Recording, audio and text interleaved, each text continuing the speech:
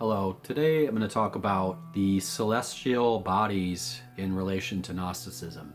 This video may be controversial depending on how you see the physical universe. So you're going to have to bear with me a little bit here, but I have two questions. Do you believe in a spherical heliocentric model, or do you believe in a flat geocentric plane? Those that believe that we live on a spherical model often say that the other people that believe the other thing are idiots, fools, what have you. The people that believe in the flat plane also see those that believe in the spherical model as perhaps misinformed or drank the Kool-Aid or whatever you want to say. I'm not going to get into who's right here, but for the sake of this video, I'm going to have you look at it through this lens. I'm going to talk about this Gnostic realm from a geocentric, earth-centered flat plane worldview. So using this Gnostic lens, the Earth is the center of the cosmos, surrounded by concentric celestial spheres, each ruled by Archons. This model reinforces the idea that the soul is trapped below, in the abyss, ruled by 5 Archons, beneath layers of heavens controlled by these false rulers. These 5 Archons of the abyss are underneath the 7 Archons of the fixed stars.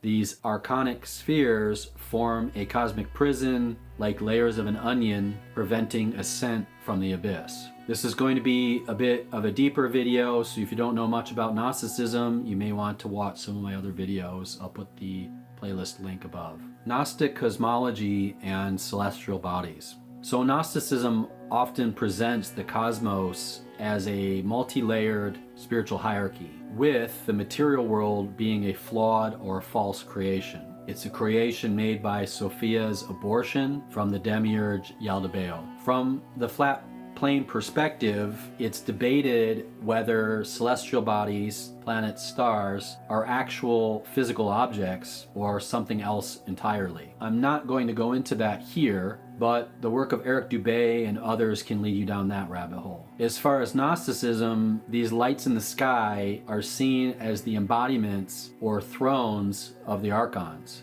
the rulers, almost you could say shells.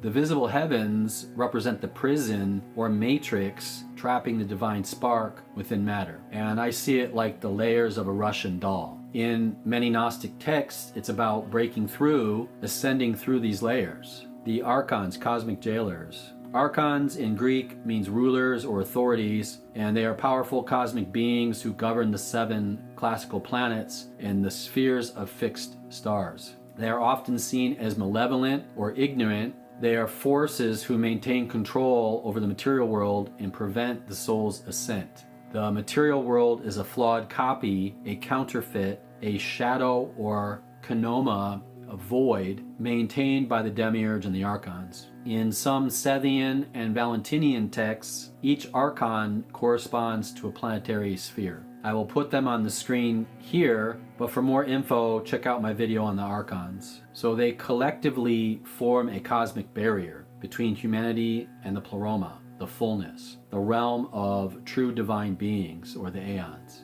Fixed stars and celestial sphere.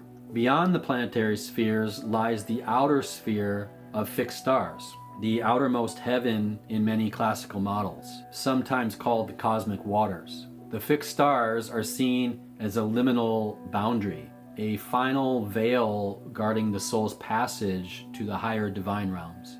The earliest Gnostic systems included a theory of 7 heavens and a super-celestial region called the Ogdoad. They had introduced the concept of 7 planetary spheres with an 8th above them, the sphere of the fixed stars. The word hebdomad not only denotes the 7 Archons, but also a name of a place, denoting the heavenly regions over which the 7 Archons preside. The Ogdoad denotes the super-celestial regions which lay above their control. 7 plus 1 equals 8, an eternal number. Valentinius said the 7 heavens, and even the region above them, were regarded as but the lowest and last stage of the exercise of the creative power. 6 days work of creation and the 7th day's rest 6 directions into which infinite space extends, up, down, right, left, backward, forward, together with the central point considered as making the 7th. The cube is our prison.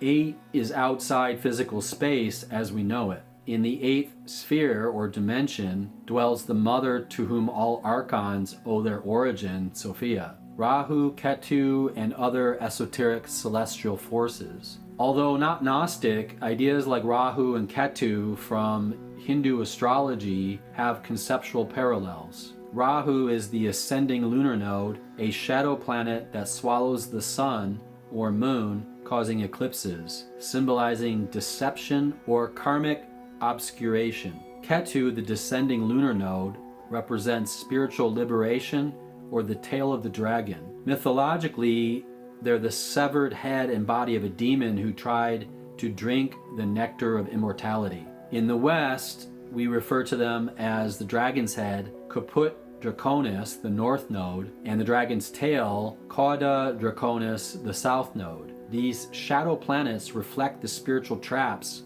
and karmic cycles akin to the archonic imprisoning powers in Gnosticism. Modern esoteric, Gnostic, or occult groups sometimes integrate these concepts to explain hidden forces influencing fate and awakening. Symbolism and psychological interpretation. So these celestial bodies symbolize different aspects of the human psyche and spiritual obstacles. Saturn is limitation, time, and death. Jupiter is authority and judgment. Mars is aggression and conflict. Venus is desire and illusion. The fixed stars represent the overarching fate or destiny imposed by the cosmos. The soul's journey is to transcend these layers. And each archon governs a planetary sphere and exerts influence over fate, birth, and personality. Your natal chart, your horoscope, reflects the archon print on your soul at birth, a spiritual fingerprint of your prison. The zodiac is the deterministic mechanism used by the archons to keep the soul trapped in samsara, the cyclical rebirth, and all the karmic implications of that. To escape it is to transcend the horoscope, essentially, and you will become free of your predetermined destiny. Why this cosmology matters. Understanding the Gnostic celestial model helps decode the nature of spiritual oppression, the path of the soul's ascent breaking through planetary and stellar spheres, the symbolic meaning of astronomical phenomena in Gnostic texts. It also explains the deep distrust of the visible cosmos, seen not as divine, but as a prison, a container. I mean, you can see it as a kind of snow globe or something. Anyway, I'm sure I'm going to get some interesting comments on this one, depending on your point of view of the cosmos.